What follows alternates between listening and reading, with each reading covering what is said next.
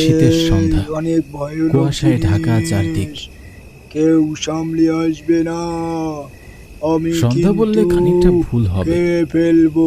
গ্রামের দিকে শীতের দিনের সন্ধ্যা তুই আমারে ৭টা কি মানে করবি? বেশ রাত। তুই আমারে কিচ্ছু করতে পারবি এমন না। অন্ধকারের মাঝে রঘু ওই, তুই ফেরিওয়ালা সামনে সারাদিন আয়। ফেরি করে বাড়ি তোরে ফিরছে। একবারে কাইটটা বিচি দুইটা হাতে ধরাই দেমু।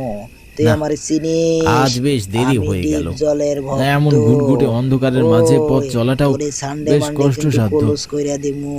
তার তুই মাঝে আমারে আবার চেনস না। চোর ডাকাতের ভয়। আমি কেন্ডা। সামনে পুজো ওই, বিদায় একটু আমি কিন্তু বেচা কিনা হচ্ছে, নাহলে নারায়ণগঞ্জে থাকি। এত দেরি তো কখনো আমারে করতাম না। তুই চেনস না। তোরে সানডে মানডে মেয়েদের চুড়ি, ক্লোজ কইরা গলার দিমু। মালা, মাথার ফিতা ফেরি করে বিক্রি করাই রঘুর পেশা।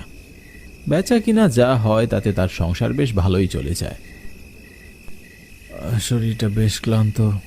সারাদিন না খাওয়ায় শরীর আর কতই বা চলবে।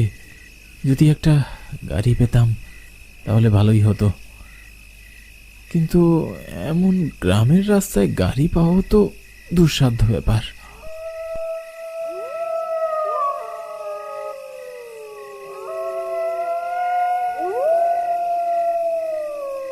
সামনে রাস্তার পাশে আবার কবরস্থান। ভেতরে বেশ ভয় করছে। কতই না মৃত শরীর নিয়ে গিয়েছে এই রাস্তায়, ভাবতেও যেন গায়ের মধ্যে কাটা দিয়ে উঠছে। না, যাই হোক, আর অপেক্ষা করা যাবে না। বাড়িতে আবার সবাই চিন্তা করবে। কথাগুলো ভাবতে ভাবতে রঘু উঠে তার কাঁধের ভারটি নিয়ে আবার হাঁটা শুরু করলো। রঘু হাঁটতে হাঁটতে শ্মশান ঘাটটি পার করে ফেলল।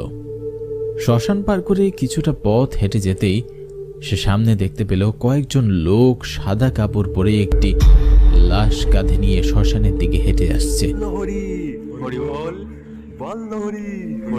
লোকগুলো বিড়বিড় করে কি যেন বলছে। লোকগুলোকে আসতে দেখে রঘু তাদের উদ্দেশ্যে লক্ষ্য করে বলল,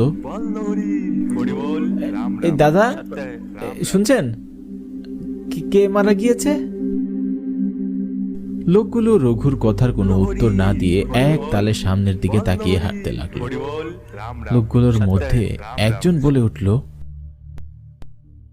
আমাদের সাথে অংশগ্রহণ করুন।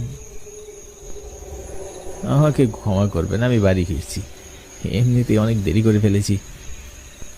লোকটি রঘুর কথা শুনে মুচকি একটা হাসি দিয়ে আবারও সামনের দিকে হাঁটতে লাগলো। হাঁটতে হাঁটতে লোকগুলো যখন